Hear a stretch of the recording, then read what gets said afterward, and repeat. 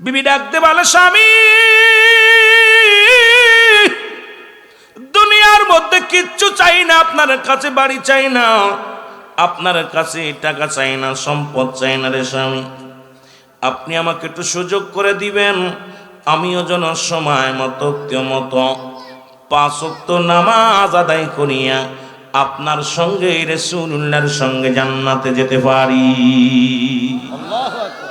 রাসূলুল্লাহ সালাম ফিরে লক্ষ্য করে আনসারী প্রতিদিন নামাজে আসে, সালাম ফিরানো পড়ার পাওয়া যায় না। নবীজি বললেন, আমার সাহাবীরা রে, দেখি আমার আনসারী প্রতিদিন নামাজে আসে, কিন্তু নামাজ শেষ করে আনসারী কেন যেন দৌড়ায়া ছুটে চলে যায়। নবীজি বলার পর সাহাবীরা বললেন, হুজুর তিনি নিজেই দুনিয়ার মধ্যে দুনিয়ার কোনো প্রেমে পড়ে গেছে, বিবির প্রেমে পড়ে গেছে, পৃথিবীর সন্তানাদির প্রেমে পড়ে গেছে, এই কারণে নামাজ পড়ে দোষ শুরু করে। নবী বলেন, না আমি নিজেই যাব, দেখি খবর নিব। রাসূলুল্লাহ খবর নেওয়ার জন্যে রওনা হয়ে গেলেন।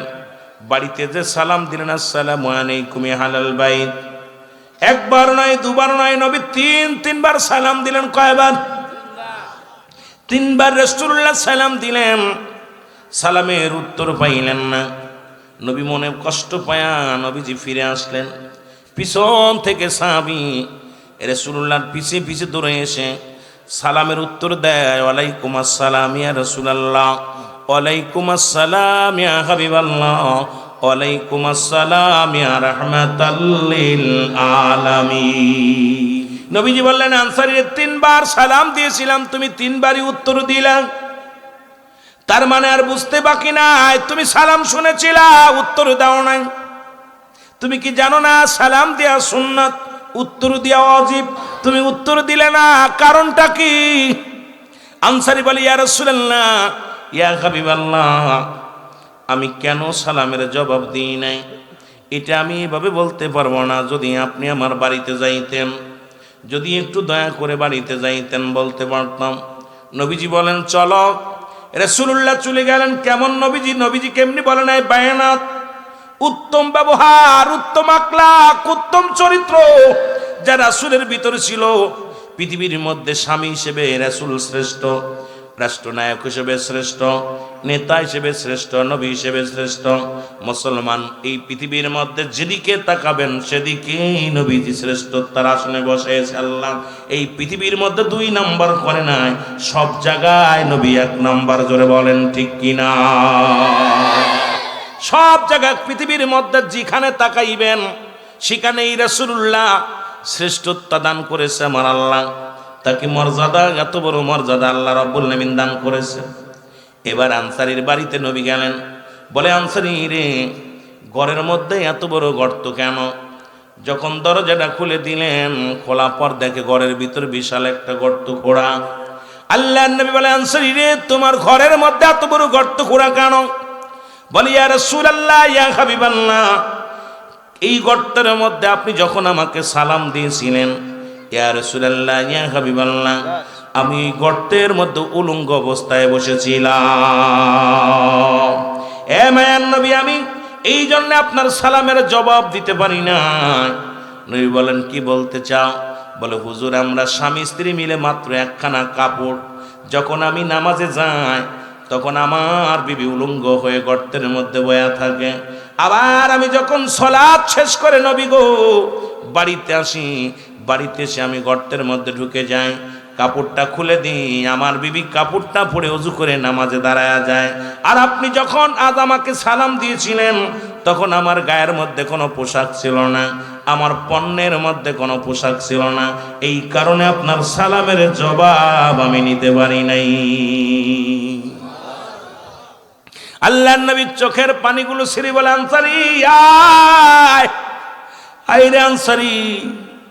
বলে, নবী গো, আমার বিবি আমার কাছে দাবি করেছিল, স্বামী রে আপনি 5 ওয়াক্ত নামাজ সময় মতো আদায় করিয়া আপনি আল্লাহর জান্নাতে যাবেন, আমারে কি নিবেন না? আমার একটু সুযোগ দিবেন, আমিও যেন নামাজটা আদায় করতে পারি। এই কারণে নবী গো আমি নামাজ শেষ করে তাড়াতাড়ি বাড়ি ফিরে আসতাম, কারণ আমার বিবিও যেন সময় মতো সালাত আদায় করতে পারে। এ আমার ভাইয়েরা, আমার বন্ধুরা, আমার নবীর সাহাবী যদি এক টুকরা কাপড় দিয়া স্বামী স্ত্রী নামাজ পড়তে পারে, আমি আপনাদের কাছে জানতে চাই, এই রামপুরের জমিনে মুসলমান আসিয়ান, মুসলমান শুনে নাও, আশিয়াল জামে মসজিদের এই উদ্যোগে যে মাহফিলখানা, এই রামপুরের জমিনে এমন কোনো গরিব নাই, এমন কোন দরিদ্র ব্যক্তি নাই যার এক টুকরা কাপড় আছে, যিনি ভিক্ষা করে খায়, মানুষের বাড়ি বাড়ি কাজ করে খায়, তারও 4-5 টুকরা কাপড় আছে, এরপরও যদি নামাজ ছেড়ে দেয়, আল্লাহর কাছে কি জবাব দিব আমার বুঝি আসে না। জোরে বলেন ঠিক কিনা? কারণ আপনাকে আগেই কবরের মধ্যে আদাব। মুসলমান শোনো, কিয়ামতের ময়দানে সর্বপ্রথমই যখন নামাজের বিচার হবে, এই নামাজ তো আপনার আমার জন্যে, শুধু আপনার মুসলমান শুনে নাও, শুনে নাও, এটা আপনার কল্যাণের জন্যে নামাজ। এই জন্যে কাফেররা নামাজ ছেড়ে দেয় আর মুসলমান নামাজ ধরে। আজকে মসজিদ বাড়ছে, মাদ্রাসা বাড়ছে, ইমাম বাড়ছে, আলেম বাড়ছে, কিন্তু মুসলমান ইমান বাড়ে নাই। ইমান না বাড়ার কারণে আমাদের ভিতরে এমন খটকা লাগছে, নামাজের দ্বারেও যায় না। মুসলমান শুনে নাও, নামাজের প্রতি রাসূল কত না কষ্ট করেছে, আর নামাজের প্রতি কতই না মায়া করেছে আমার নবীজি। এই নামাজের জন্য কত আঘাত সহ্য করেছে নবীজি। নামাজের জন্য নামাজের দাওয়াত দিতে যাইয়া রাসূলুল্লাহর রক্তে, জীবন আমার নবীজির রক্তে জুতা মুবারক পর্যন্ত লাল হয়ে গেছে। এক কালেমার দাওয়াত আর নামাজের দাওয়াত দিতে যাইয়া আমার নবী জীবন ভরে কষ্ট করে গেলেন, কেঁদে গেলেন। কারণ উম্মতিরা শেষ জীবনে নবীজি যখন নামাজের জন্য, এই জামাতে নামাজের জন্য ফজিলাত বর্ণনা করতে যায়, রাসূলুল্লাহ বলে গেলেন, মুসলমান শোনো, নবীজি অসুস্থ হয়ে গেলেন। আম্মা জান আয়েশা সিদ্দিকারে বললেন, আয়েশা রে, আয়েশা নামাজ হইছে কিনা? রাসূল পাক সাল্লাল্লাহু আলাইহি সাল্লাম একাধিকবার হুঁশ হলেন আর বারবার জিগায় নামাজটা হইছে কিনা। আম্মা জানকে হুকুম দিলেন, তোমার আব্বা জানকে ইমামতি করতে বলবা। সুবহানাল্লাহ বলেন না, আর একটু জোরে বলেন, ইমামতি করতে বলবা। রাসূল পাক সাল্লাল্লাহু আলাইহি সাল্লাম হুঁশ ফিরে ফেলেন। ওদিকে হযরত আবু বকর সিদ্দিক রাদিয়াল্লাহু তাআলা আনহু, উনি নামাজের ইমামতিতে দাঁড়ায় গেলেন। পিছনে সাহাবীরা নামাজ দাঁড়ায় নামাজ পড়তেছিলেন। রাসূলুল্লাহ বলে, আয়েশা রে, আমার মাথাটা উঁচু করে ধরো। রাসূলুল্লাহর মাথাটা উঁচু করে ধরা হলো। নবীজি বললেন, পর্দার কাপড়টা সরায় দাও, জানালার পর্দার কাপড়টা সরায় দাও। আম্মা জান আয়েশা যখন পর্দার কাপড় সরিয়ে দিলেন, রাহমাতাল লিল আলামিন, এই পর্দার মুসলমান জানালা দিয়া তাকাইয়া মসজিদের দিকে সাহাবীরা জামাতের সঙ্গে নামাজ আদায় করে। রাসূলুল্লাহ চোখ দিয়া দরদর করে পানি ছেড়ে দিলেন। নবীজির কান্না দেখে আম্মা জান আয়েশা সিদ্দিকা বলে, ইয়া রাসূলুল্লাহ, ইয়া হাবিবাল্লাহ, আপনি কেন কাঁদছেন? একই তো হলো ইমাম পরিবর্তন। কারণ নবীজি, আম্মা জান আয়েশার আর বুঝতে বাকি নাই যে ইমাম পরিবর্তন হয়ে গেছে, আর আমার স্বামী মনে হয় আর দুনিয়ার মধ্যে বেশি দিন থাকবে না। কারণ রাসূলুল্লাহ যে জায়গা দাঁড়াইয়া নামাজ পড়াইতেন, ঠিক সেই জায়গা দাঁড়াইয়া আমার আব্বাজান নামাজ পড়াইতেছে। তার মানে আর বুঝতে বাকি নাই, আমার স্বামীর চলে যাওয়ার সময় হয়ে গেছে। জোরে বলেন ঠিক কিনা? দ্বিতীয় হলো, নবীজির কান্না দেখে আম্মাজান চিন্তা করে, আবু বকর আমার আব্বাজান নামাজ আদায় করতেছেন, ইমামতি করতেছে, এই জন্য হয়তো কাঁদছে। রাসূলুল্লাহ চোখের পানি দেখে আম্মা জান আয়েশা সিদ্দিকা বলি, ইয়া রাসূলুল্লাহ, ইয়া হাবিবাল্লাহ, আমি আপনার সহধর্মী হইয়া বলতেছি, নবী গো, আপনার চোখে কেন পানি? আপনি কেন কাঁদছেন? আমার আব্বাজান ইমামতি করছে, মুসল্লিরা নামাজ পড়ছে দাঁড়ায়া, এরপরেও আপনি কেন কাঁদছেন? বলে, আয়েশা রে, ও আয়েশা, যে নামাজের জন্য আমি নবী কত সংগ্রাম করলাম, আমি নবী কত মার খাইলাম, কত কাফেরদের আঘাত সহ্য করলাম। আমি নবী যখন নামাজের মধ্যে দাঁড়ায়া যেতাম, কাফের বেঈমানেরা উঠের নাড়ি বুড়ি, পচা নাড়ি বুড়ি গুলো এনেও আমার পিঠের পরে রাখতো। কত যন্ত্রণা দিয়েছে আয়েশা, এই নামাজের জন্য আমি কত মেহনত করলাম। এখন আমি আমার নিজ চোখে দেখে গেলাম, এটা আমার আনন্দের পানি, এটা আমার কষ্টের পানি নয়। এই আনন্দের অশ্রু ঝরে আমার চোখ দিয়া আয়েশা, আমার নিজ চোখে দেখে গেলাম আমার উম্মতিরা জামাতের সঙ্গে নামাজ আদায় করে। জোরে বলেন সুবহানাল্লাহ। এর নামাজ পড়লে শুধু আল্লাহ খুশি না, রাসূলও খুশি হয়। ঠিক কিনা? কারণ আমার নবী কষ্ট করেছেন আমাদের জন্য, জোরে বলেন ঠিক কিনা? রাসূলুল্লাহ নামাজের জন্য কষ্ট করেছে। তবে আমার দেশের নামাজিদের যে নামাজ হয়, রাসূল কয়লা সলাতা সনা লা কখন ইল্লা ব্যতীত, হুজুর মানে হাজির নাজির, কল মানে আত্মা, সলাত মানে নামাজ, জোরে বল আল্লাহু আকবার। আলা কখনো ইল্লা ব্যতীত, হুজুর মানে হাজির নাজির, কল মানে আত্মা, সলাত মানে নামাজ। এখন এই নামাজ না হওয়ার কারণে আমার দেশে নামাজি বাড়ছে, বাটপারও বাড়ছে, নামাজি বাড়ছে, চোর বাড়ছে, নামাজি বাড়ছে, জিনাখোর বাড়ছে, নামাজি বাড়ছে, সুদখোর বাড়ছে, নামাজি বাড়ছে, ঘুষখোর বাড়ছে। নামাজ পড়ে মাথায় টুপি, তারপরে অফিসে বইয়া ঘুষ খায়, নামাজ পড়ে তারপরেও সুদ খায়, নামাজ পড়ে জিনা ব্যভিচার করে, মানুষকে ঠগায়। এই যে রাসূল বলে লা কখনো ইল্লা ব্যতীত, হুজুর মানে হাজের নাজের, কল মানে আত্মা, সলাত মানে নামাজ। যতক্ষণ পর্যন্ত তুমি আল্লাহকে একত্রিত করে দুনিয়ার সব জল্পনা কল্পনা দূরে ফেলে দিয়া যখন তুমি একাকার হয়ে আল্লাহকে সিজদা করতে পারবা, ওই নামাজই হবে মুমিনের মেরাজ, জোরে বলেন ঠিক কিনা? রাসূলের সাহাবী নবীজি যখন মক্কা থেকে মদিনায় হিজরত করলেন, মুসলমান যুদ্ধ করতে গেলেন, যুদ্ধের ময়দানে যায়। নবীজি বললেন সাহাবীরা রে, শত্রুপক্ষ যে কোনো মুহূর্তে হানা দিতে পারে, আক্রমণ করতে পারে। তোমরা একটা কাজ করবা, আমি যে তাঁবুর মধ্যে থাকবো, এই তাঁবুর চারিপাশে ঘুরে ঘুরে এক একজন করে ডিউটি করবা। দুইজন দিলেন, ওই দিন রাত্রে ছিলেন দুইজন ডিউটিদার। একজন ও মধ্যরাত পর্যন্ত করবে, দ্বিতীয় জন শেষ রাত পর্যন্ত করবে। মধ্যরাত পর্যন্ত যিনি করলেন এবং দ্বিতীয় শেষ রাত পর্যন্ত যিনি করতে গেলেন, যখন ওযু করে রাসূলুল্লাহর ওই তাঁবুর মধ্যে ডিউটি করতেছিলেন, চিন্তা করে সারা রাত আমি কাটিয়ে দেব কেন, সারা রাতটা আমি নামাজের মধ্যে কাটায়া দিব, জোরে বলেন সুবহানাল্লাহ। শুধু শুধু কাটাবো কেন, সাহাবীরা নামাজের মধ্যে কাটাইতো।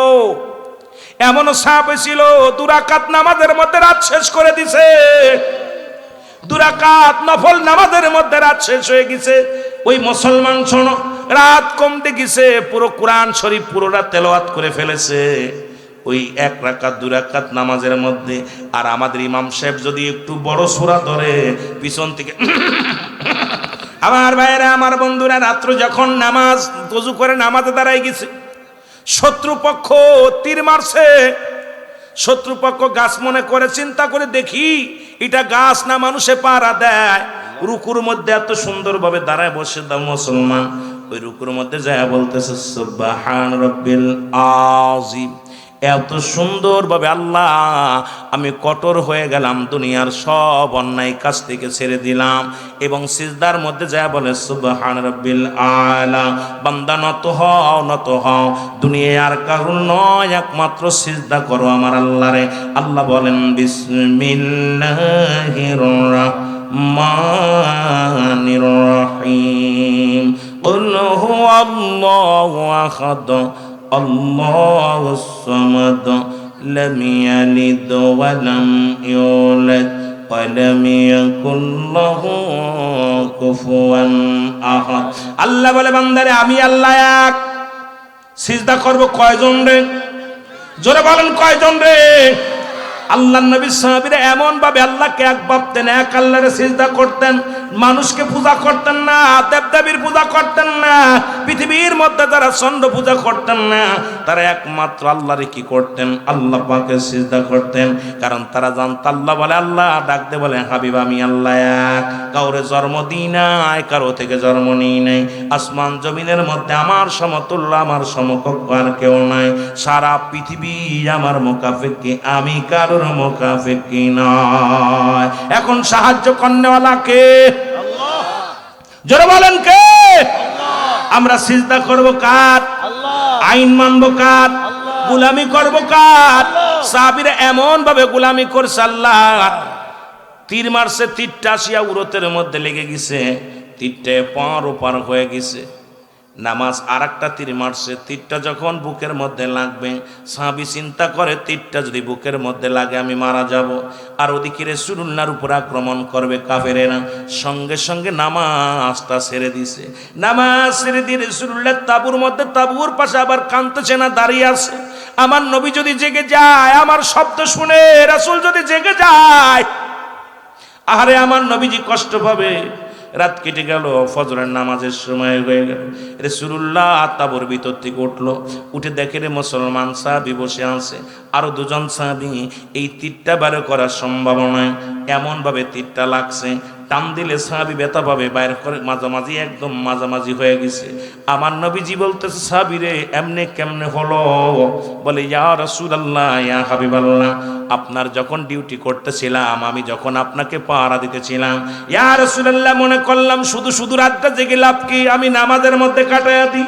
নবী গো, আমি চিন্তা করলাম শুধু শুধু রাতটা নষ্ট করে লাভ কি, আমি আল্লাহর গোলামি করি। এই গোলামি করতে যায় যখন সিজদার রুকুর মধ্যে আমি গিয়েছিলাম, নবী গো, শত্রুপক্ষ এমন ভাবে একটা তীর মারছে, ওই তীরটা সে আমার উরতের মধ্যে লেগে গেছে, পার হয়ে গেছে। আল্লাহ নবী বলে, সাহাবী রে, তুমি কি বুঝতে পারো না? আই বলে, ইয়া রাসূলুল্লাহ, ইয়া হাবিবাল্লাহ, ওই নামাজের মধ্যে এত মজা পাইতেছিলাম, আমার জীবনটাও যদি চলে যেত তাহলে আমি ফিরতাম না। শুধু আপনি যদি তাঁবুর মধ্যে না থাকতেন, শুধু আশঙ্কা ছিল আমি যদি আক্রান্ত হই, আমার নবীর উপরে আক্রমণ করবে, এই ভয় যদি আমার ভিতরে না থাকতো, আমার যদি জীবনটা চলে যেত তবু টের পেতাম না। কখন তীর ঢুকছে এটা আমি টের পাই নাই, কারণ নামাজের প্রতি এত যত্নবান ছিল। জোরে বলেন ঠিক কিনা? সবচাইতে বড় চোর হলো নামাজি চোর। জোরে বলেন ঠিক কিনা? এই জন্য আমি আপনাদেরকে বলতে চাই, এলাকার ভাইরা, নামাজের প্রতি যত্নবান হন। নামাজ, সালাত, এই সালাতের গুরুত্ব নবীগণ দিয়েছেন, সাহাবীরা দিয়েছেন, তাবেঈনরা দিয়েছেন, আল্লাহর ওলিগণ দিয়েছেন। যার ভিতরে নামাজ নাই তার কোনো ইবাদত নাই। জোরে বলেন ঠিক কিনা? এই জন্য আমি আপনাদেরকে অনুরোধ করব, নামাজের প্রতি যত্নবান হবেন। আল্লাহ যেন আমাদের সবাইকে বোঝার তৌফিক দান করেন। মানুষের মৃত্যু হয় দুইটা টাইমে। কয়টা টাইমে? যারা বলেন কয়টা টাইমে? একটা হলো রাতের বেলা, একটা হলো দিনের বেলা। মানুষের মৃত্যু হয় দুইটা টাইমে, একটা হলো রাত, একটা হলো দিন। ও মুসলমান শুনে নাও, এদের রাতও শুরু করেছে নামাজ দিয়া, দিনও শুরু করেছে নামাজ দিয়া। আমরা নামাজটা আদায় করতে চাই কি চাই না? নামাজ যার ভিতরে নাই, তার সঙ্গে সে যত বড় বুজুর্গ হোক না কেন, সে যত বড় বুজুর্গপনা দেখাক না কেন, এই বন্ডের সঙ্গে আমাদের কোনো সম্পর্ক। সুতরাং কাফের আবার কি, এবার এই দুনিয়ার মধ্যে কাফের যারা হয়ে যাবে, যারা অস্বীকার করবে নামাজকে, আমার বাবারা গভীর মনোযোগ। এই জন্যে আমি আপনাদেরকে বলি, তিনটা বিপদ হলো মানুষের। নাম্বার ওয়ান হলো মানুষের মরণ।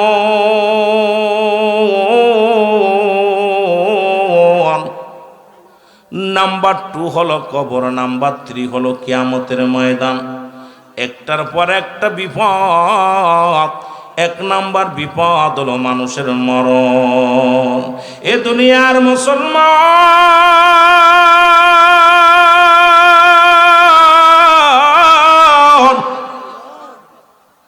1 নাম্বার বিপদ হলো মানুষের মরণ। 2 নাম্বার বিপদ হলো কবর। 3 নাম্বার বিপদ হলো কিয়ামতের ময়দান। এই মরণের পেয়ালা পান করতে হবে, এর মধ্যে কোনো সন্দেহ নাই গো। আল্লামা মুফতি আমজাদ আলী সাহেব একটা কিতাব লিখলেন, কিতাবের নাম বারে শরিয়াত। এই কিতাবের মধ্যে লিখতে যা বললেন, দুনিয়ার মানুষ শোনো, মানুষ যখন সাধারণ মৃত্যুবরণ করে, 70টা তাজা উটের গায়ের চামড়া জবাই না করিয়া উল্টো দিকে টান দিয়া লবণ আর মরিচ লাগায় দিলে যতটুক যন্ত্রণা হয়, এর চাইতে 70 গুণ যন্ত্রণা হলো একটা সাধারণ মৃত্যু। এখন আমরা অনেকেই মরণকালে পায়খানা করে দিই, অনেকেই আমরা মরণকালে প্রস্রাব করে দিই, অনেকেই মরণকালে মুসলমান চোখ দুটি বড় বড় হয়ে যায়, অনেকেই মরণের সময় মুসলমান শোনো জিহ্বাটা বড় হয়ে যায়। তাদের মরণটা কত কঠিন হয়, জোরে বলেন ঠিক কিনা? এই পৃথিবীর মধ্যে স্রষ্টার কোনো মৃত্যু নাই, সৃষ্টির মৃত্যু আছে। সৃষ্টির মৃত্যু আছে যুবক। ও যুবক শুনে নাও, সৃষ্টির যেহেতু মৃত্যু আছে, আমরা সৃষ্টিকুলের সকলে আমরা সৃষ্টি জগতের মানুষ, একমাত্র স্রষ্টার মৃত্যু নাই, সৃষ্টির মৃত্যু আছে। আর সেই মৃত্যুরা যদি হয় এত কঠিন, কত মানুষের জানাজা পড়াইলা, কত মানুষের কাফন পরাইলা, কত মানুষের দাফন পরাইলা। এই মানুষগুলো মৃত্যুর সময় দেখেছি পায়খানা করে দিছে, প্রস্রাব করে দিছে। ও মুসলমান শোনো, অনেক মানুষগুলো মৃত্যুর সময় জিহ্বাটা বড় হয়ে গেছে, অনেক মানুষের মুসলমান চোখ দুটি বড় বড় হয়ে গেছে, একটা অঙ্গ বেঁকা হয়ে গেছে, হাত পা বেঁকা হয়ে গেছে। এই মানুষটার কত কষ্ট দিছে আমার আল্লাহ, এই মানুষটার মৃত্যু কত কঠিন হয়েছে। আল্লাহ আমাদের মৃত্যুটা তুমি সহজ করে দিও, জোরে বলেন আমিন। কার জন্য তুমি সুদ খাও, কার জন্য ঘুষ খাও গো, কার জন্য মানুষকে ঠকাও গো, কার জন্য দুনিয়ার মধ্যে এত বাড়াবাড়ি রে, কার জন্য তুমি দুনিয়ার মধ্যে মস্তানি করলা, এই দুনিয়ায় সম্পদের পাহাড় গড়লা, এই দুনিয়ার মধ্যে রাজত্বই গড়লা, ক্ষমতার বাহাদুরি করলা, এই দুনিয়ার মধ্যে সম্পদগুলো রেখে গেলাম। এই দুনিয়ার সম্পদ খাবে লোকে, তোমার দেহ খাবে পোকে। আল্লাহ তুমি এই দুনিয়ায় কত সম্পদ রেখে গেলাম, পরের জমি ফাঁকি দিয়ে নিলাম, পরের সম্পদ হরণ করে নিলাম। এ মুসলমান নবী মিরাজের রজনীতে যাইয়া ফিরে এসে ডাকতে বলে, আয়েশা রে, আমি ওই মিরাজের রজনীতে জাহান্নাম যখন দেখানো হলো গো, ও যুবক দিলের কান্ডা লাগা শোনো, আমাকে যখন জাহান্নাম গুলো দেখানো হলো, দেখি ওই জাহান্নামের মধ্যে একদল মানুষ আগুনের নদীর মধ্যে তারা সাঁতার কাটে এবং পাথরকে লুকমা বানায়া বানায় খাইতেছে। পাথর মুসলমান, আগুনের পাথর আর আগুনের নদী, এই খোদার যন্ত্রণায় মানুষগুলো ছটপট করে গো। আর এই মানুষগুলো পাথর তারা ক্ষুধার্ত অবস্থায় পাথরগুলো লুকমা বানায় বানায় খায়। আল্লাহ নবী বলা পর আম্মা জানা আয়েশা সিদ্দিকা বলে, ইয়া রাসূলুল্লাহ, ইয়া হাবিবাল্লাহ, নবী গো, ও মায়ার নবী, এই সমস্ত মানুষের কি অপরাধ ছিল গো? ও মুসলমান শোনো, নবী বললেন এই দুনিয়ার মধ্যে, ও মুসলমান শোনো, এই দুনিয়ার মধ্যে কি করেছিল তারা? সুদ এবং ঘুষের মধ্যে যারা জড়িত ছিল, এই সুদখোরদের জায়গা হবে আগুনের নদী, এই ঘুষখোরদের জায়গা হবে আগুনের নদী। আল্লাহর নবী মিরাজের রজনীতে যা দেখে আসলেন। আজকে মিরাজের আলোচনা সব দিকে খেয়াল করবেন বাবা, ওই লম্বা আলোচনা করতে পারবো না, যদিও একটু টাচ দিয়ে যাব। আমার বাবারা অনেক দিক দিয়ে আলোচনা ঘুরাইতে হবে, এই জন্য বুঝে নিতে হবে। এ যুবক ভাইরা আমার শোনো, আল্লাহ নবী ডাকতে বলে, আম্মা জান আয়েশা শোনো, বিবি আয়েশা শোনো গো, এই দুনিয়ার মধ্যে যারা সুদখোর, যারা ঘুষখোর, তাদের জন্য চিরস্থায়ী জায়গা হবে ওই আগুনের নদীখানা।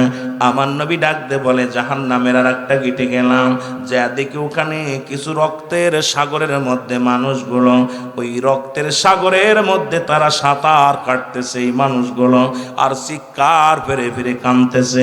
ওরাও দেখি আগুন মুসলমান পাথরকে লুকমা বানায়া বানায়া এক একটা পাথর ধরে ধরে খাচ্ছে। আগুন কিসের নদী? মুসলমান রক্তের নদী। আল্লাহ নবীজি বলা পর আম্মা জান আয়েশা বলে, আমার নবীজিকে ডাকতে বলে, হুজুর এই আগুনের আগুন কোথায়? রক্তের নদীর মধ্যে কিসের জন্য সাঁতার কাটে? নবী বলেন, এই দুনিয়ার মধ্যে যারা গীবাত করেছে, দুনিয়ার মধ্যে পরনিন্দাকারী, ওই সগলখর দুনিয়ার মধ্যে কিছু মুনাফিক আছে, আল্লাহ কমিনান নাস, মানুষের মধ্যে মা কুল, তারা বলবে আমান্না তরিমান আনছে বিল্লাহি, আল্লাহর প্রতি অবিলা অবিলা কিরাতের প্রতি বিশ্বাস স্থাপন করেছে। মা কুম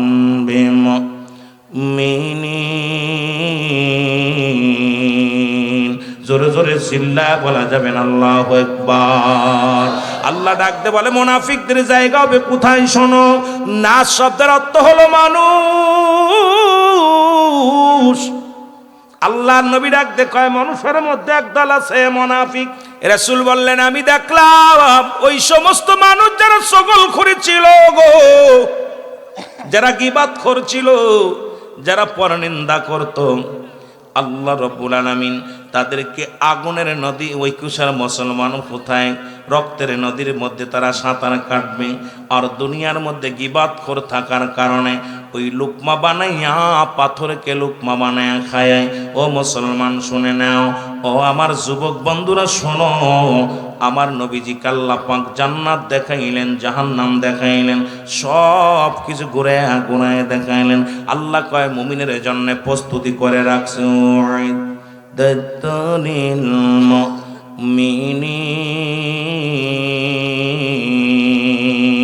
আল্লাহ কয় মুমিনদের জন্য, মুত্তাকিনদের জন্য আমি আল্লাহ প্রস্তুতি করে রাখছি 8টা জান্নাত। আবার আল্লাহ ডাকতে বলে শুধু মুমিনদের জন্য নয়, কাফের বেঈমান মুনাফিকদের জন্য আমি প্রস্তুতি করে রাখছি গো।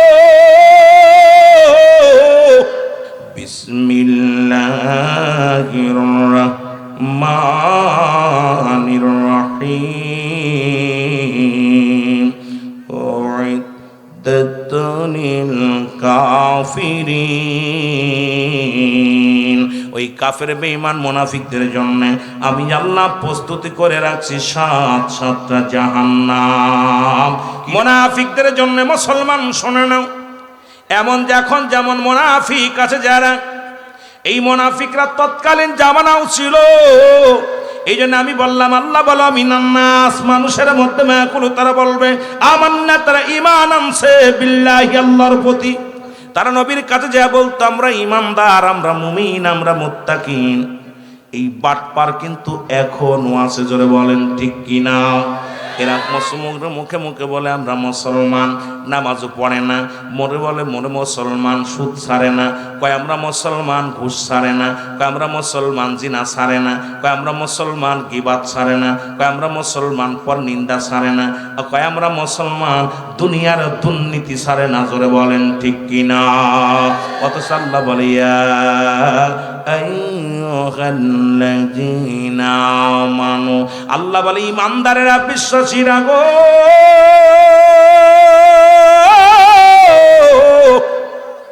আল্লাহ যদি বলতে আইয়ুহান নাস, ও মানুষ সম্প্রদায়, আল্লাহ মানুষে ডাক দেন নাই। আল্লাহ কয় নাস শব্দের অর্থ হলো মানুষ।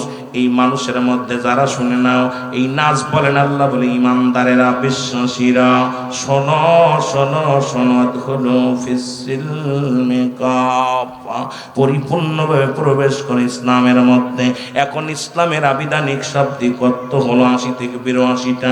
ইসলাম মানে আত্মসমর্পণ করা, ইসলাম মানে নিজে না অন্যরে খাওয়ানো, ইসলাম মানে নিজে না ঘুমানোরে ঘুম পাড়ানো, ইসলাম মানে মুসলমান নারী সতীত্ব পাহারা দাও, ইসলাম মানে নিজে দুঃখে থেকে অন্যরে সুখে রাখো, ইসলাম মানে নিজে না অন্যরে খাওয়াও।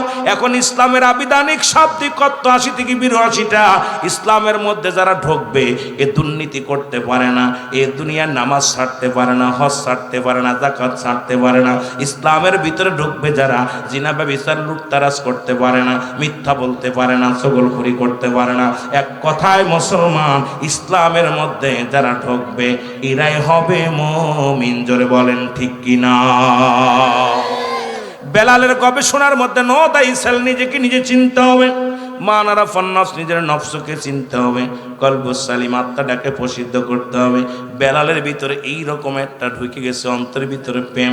এই আসমান বানাইলো কে, জমিন বানাইলো কে? আসমানের মালিক কে, জমিনের মালিক কে? বেলাল গবেষণার মধ্যে চিন্তা করে আসমান বানালো কে, সূর্য ডুবায় কে, সূর্য উদয় করে কে? কে যেন ডাকতে বলে বেলাল রে, এগুলোর মূলে হলো রব্বুল আলামিন। আর তাকে পাওয়ার একমাত্র ঠিকানা হলো রাহমাতাল লিল আলামিন, লা ইলাহা ইল্লাল্লাহু মুহাম্মাদুর রাসূলুল্লাহ। জোরে জোরে চিল্লায় বলেন সাল্লাল্লাহু আলাইহি ওয়াসাল্লাম। এই কালেমা শুধু আখিরি নবীর নয়, বেলালের নয়, আপনার নয়। এই কালেমা আদম আলাইহিস সালাম থেকে শুরু হয়েছে গো। আদম আলাইহিস সালাম বলে লা ইলাহা ইল্লাল্লাহ, মুসা আলাইহিস সালাম বলে লা ইলাহা ইল্লাল্লাহ, ইব্রাহিম খলিলুল্লাহ বলে লা ইলাহা ইল্লাল্লাহ, ঈসা রুহুল্লাহ বলে লা ইলাহা ইল্লাল্লাহ, ইব্রাহিম খলিলুল্লাহ বলে লা ইলাহা ইল্লাল্লাহ, আমার নবীও বলে লা ইলাহা ইল্লাল্লাহ। এটা নতুন কোনো কালেমা নাই। আজকে আপনি কোনো খ্রিস্টান বলতে পারবেন এটা নতুন, ইহুদিরা বলতে পারবে না নতুন, বৌদ্ধরা বলতে পারবে না নতুন, কারণ এই কলেমা অনেক পুরান। কারণ বাবা আদম আলাইহিস সালাম এই কালেমা প্রথম পাঠ করেছে লা ইলাহা ইল্লাল্লাহু আদম শফিউল্লাহ। জোরে জোরে চিল্লায় বলা যাবে না মারহাবা। আদমের সন্তানদের শিক্ষা দিছে বাবা, ও বাবা শোনো, তোমরা শোনো। আদম আলাইহিস সালাম ডাকতে বলেছে বাবা ও আমার আহলে বাইত শোনো, আল্লাহকে পার একমাত্র ঠিকানা আমি, আল্লাহ ছাড়া কোনো মাবুদ নাই, আল্লাহ ছাড়া কোনো ইলাহ নাই, লা ইলাহা ইল্লাল্লাহ নাই কোনো ইলাহ, ইল্লাল্লাহু এক আল্লাহ ছাড়া। আদম শফিউল্লাহ, আল্লাহকে পার একমাত্র বান্দা, একমাত্র ঠিকানা আমি আদম আলাইহিস সালাম। ঈসা কয় রুহুল্লাহ, আমি হলাম ঈসা রুহুল্লাহ, আমি আল্লাহকে পার একমাত্র ঠিকানা আমি ঈসা রুহুল্লাহ। মুসা আলাইহিস সালাম বলে আমি কালিমুল্লাহ, আল্লাহকে পার একমাত্র ঠিকানা আমি কালিমুল্লাহ। ইব্রাহিম কে আমি খলিলুল্লাহ, আমি আল্লাহকে পার একমাত্র ঠিকানা আমি খলিলুল্লাহ। আমার আপনার নবী রাহমাতুল লিল আলামিন উনিও বললেন আল্লাহকে পার একমাত্র ঠিকানা আমি নবী রাহমাতুল লিল আলামিন। জোরে জোরে চিল্লায় বলা যাবে না সুবহানাল্লাহ। এই বেলাল ইবনে রাবাহ, বেলাল কালেমা পড়লো গো। এই দুনিয়ার মধ্যে এমন মধুর সুরে পাগল হয়ে গেল আল্লাহ। ও যে বললাম অ্যারিস্টটল, সক্রেটিস বই লেখা পর বলে নো দাই সেল, আর আমার দেশের হাফেজ কারি মুন্সিরা খালি অন্যরে নিয়ে ব্যস্ত। সক্রেটিসের বই যারা পড়লো, অ্যারিস্টটলের বই যারা পড়লো, ওরা বলে নো দাই সেল, নিজেকে নিজে চিনতে হবে, মানারাফান নফস, নিজের নফসকে চিনতে হবে, কলবুস সালিম আত্মাটাকে প্রসিদ্ধ করতে হবে। আর আমার দেশের আলেম ওলামা, আমার দেশের মানুষগুলো শুধু অন্যর নিয়ে গবেষণার মধ্যে আসি, নিজকে নিয়ে নয়। তুমি কে গো, তোমার নিয়ে একবার ভাবো বাবা, তোমাকে নিয়ে একবার চিন্তা করো, তোমাকে নিয়ে একবার ফিকির করো, দেখবে তুমি সব সন্ধান পেয়ে যাবা। বেলাল রাদিয়াল্লাহু তাআলা নিজেকে সন্ধান শুরু করলো, এই আসমান জমিন বানাইলো কে, এর মালিক কে গো, কে যেন ডাকতে বলে বেলাল রে, এ সবের মূল হলো আল্লাহ রাব্বুল, আর তাকে পার একমাত্র ঠিকানা নবী মুহাম্মদুর রাসূলুল্লাহ। জোরে জোরে চিল্লায় বলেন মারহাবা। বেলালকে বিক্রি করে দিলেন কোথায়? মুসলমান উমাইয়ার কাছে।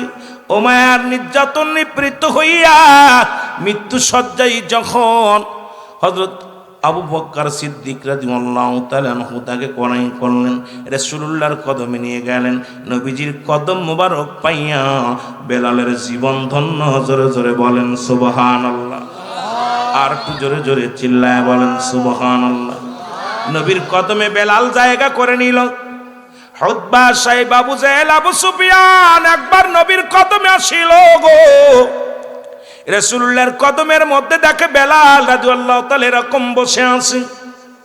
ডাকতে বলি ইয়া রাসূলুল্লাহ, ইয়া হাবিবাল্লাহ, আমাদের তো মন চায় আপনার কদমে আসতি, কিন্তু আপনার কদমে কেমনে আইব যেখানে বেলালের মতো হাফসি গোলাম, যেখানে বেলালের মতো একজন নিগ্রহ হাফসি গোলাম যে কদমের মধ্যে থাকে, সেই কদমের মধ্যে যদি আমরা আসি আমাদের মর্যাদার বেলালের মর্যাদা এক হয়ে যায়। যদি বেলাল আপনার কদমের মধ্যে থাকলে আমরা কেমনে আসি? আমার নবী ডাকতে বলে বেলাল, বেলাল রে, ও বেলাল, আগামীকাল বেলাল তুই আসবি না রে বেলাল। বেলাল বলে নবী গো, আপনার কদম ছাড়া আমি কেমনে বাঁচব? আপনার কদম ছাড়া বাঁচতে পারবো না। নবী গো,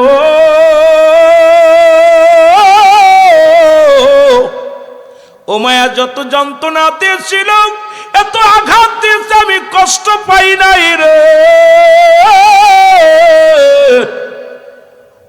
আপনার কদম থেকে যদি একটা মিনিট আমাদের সরা দাও নবী গো,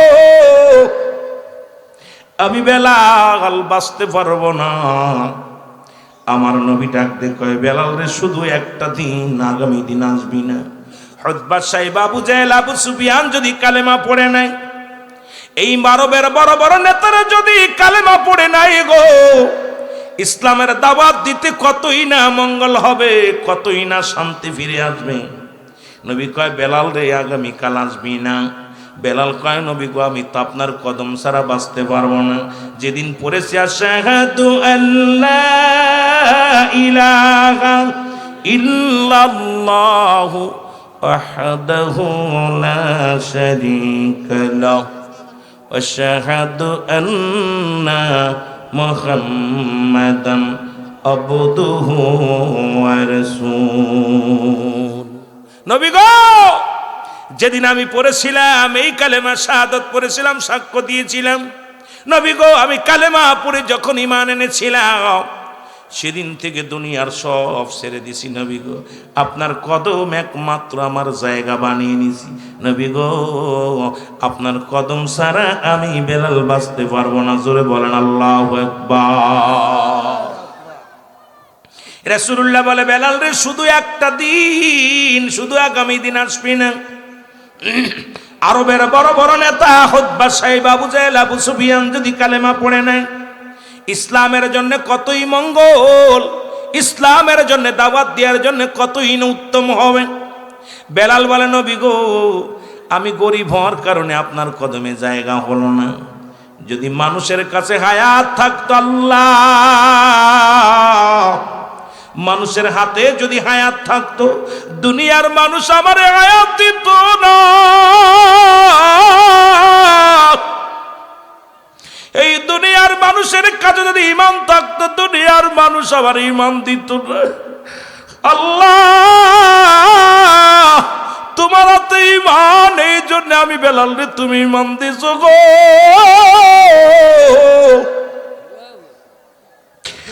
আল্লাহ আমি আফসি গোলাম, বড় লোকের হাতে যদি থাকতো হায়াত, দুনিয়ার মানুষ আমারে হায়াত দিত না। আমি যে রাসূলুল্লাহর কদম ছাড়া বাঁচতে পারবো না। ও আমার বাবারা, আমার নবীজির কদম থেকে কাঁদতে কাঁদতে বেলাল বাইর হয়ে গেল।